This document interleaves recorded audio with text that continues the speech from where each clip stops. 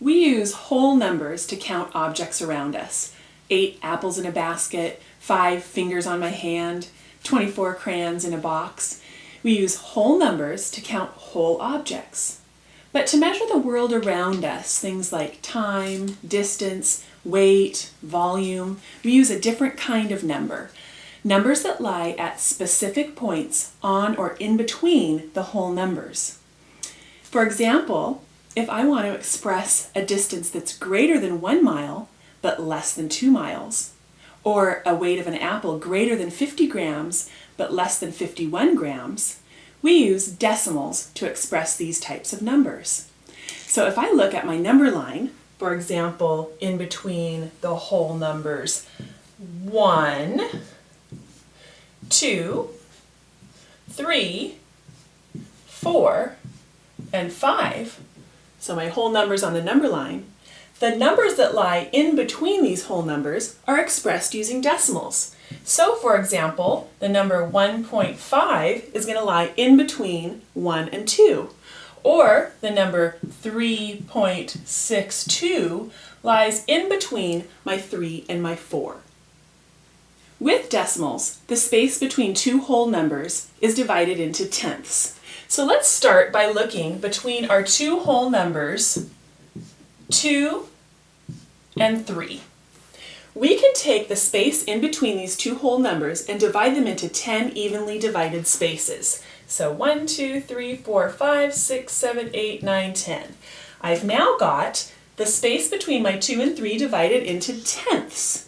So this point here is 2 and 1/10, 2 and 2/10, 2 and 3/10, all the way up to 2 and 9/10, and then my whole number 3.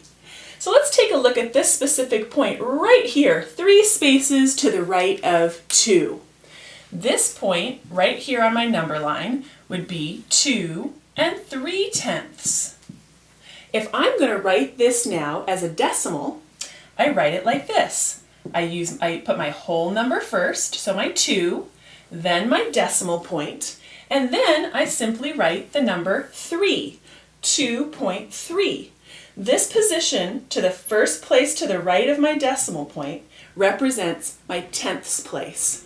So 2 and 3/10 is written as 2.3.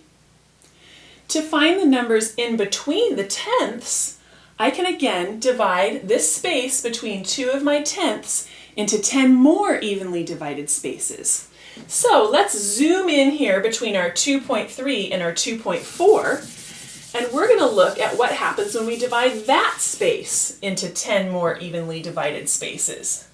So now we're looking right in between our tenths, 2.3 and 2.4. And again, in between this space, we're going to divide into 10 evenly divided spaces. 1, 2, 3, 4, 5, 6, 7, 8, 9, 10. And now each of these markings represents 1/100th. And so if I were to look, for example, at the point 3 spaces to the right of 2 and 3/10, right here, I'm now at 2 and 33/100ths.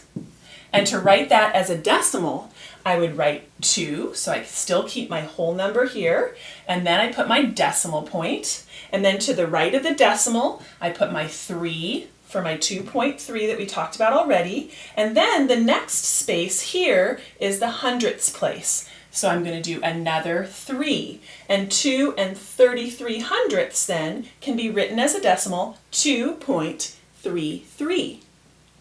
And then in between these hundredths, they can be divided again into 10 evenly divided spaces, and you'd be then pointing out your thousandths. And then thousandths can be divided into 10 thousandths and 10 thousandths into 100 thousandths, and so on forever. We can keep getting smaller and smaller and smaller. Each of the divisions of our tenths and hundredths and thousandths gets its own decimal place. So if I have my number, for example, this is my whole number here with my decimal, and then I've got all my decimal places after the decimal point, each of these places represents a different number. So this first one here is my ones place, and then my decimal point. And as we've talked about already, this first number here to the right of the decimal is my tenths place. The next one here is my hundredths place. The next one is going to be my 1,000th place. The next one here is my 10,000th place. The next one is my 100,000th place. And the next one over here, divisible again, is my 1,000,000th place. And we can keep on going on and on forever like this. Each position is 1/10 of the position before it. So if I have a number like 2.000003, for example, I would read this as 2 and 3 millionths. Most decimals can be written as fractions. So if I have, for example, the decimal 6.1, I can write that as a fraction, 6 and 1/10. What if I have a decimal like, for example, 64.125, and I want to write that as a fraction? Here's what I do. I keep my 64 as a whole number, but then I want to put my 1.2 or my 0.125 as a fraction.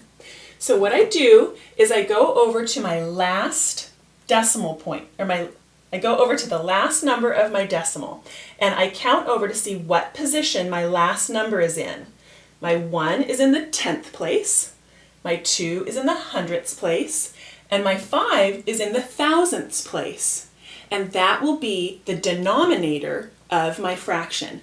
So I come over here and I write 1,000 in the denominator. The numerator is just going to be this whole number, 125.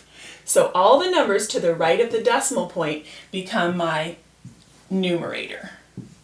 So 64.125, the decimal, can be written in the fraction equivalent 64 and 125 thousandths.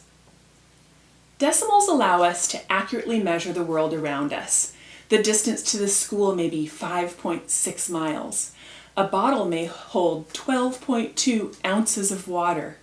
A runner might finish a race in 15.225 seconds, just 0.005 seconds ahead of the person behind him.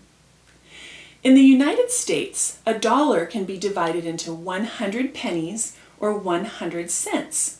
So you can think of 1 penny or 1 cent as 1/100th of a dollar. So if you have, for example, $5.62, you can think of this as 5 and 62 hundredths dollars.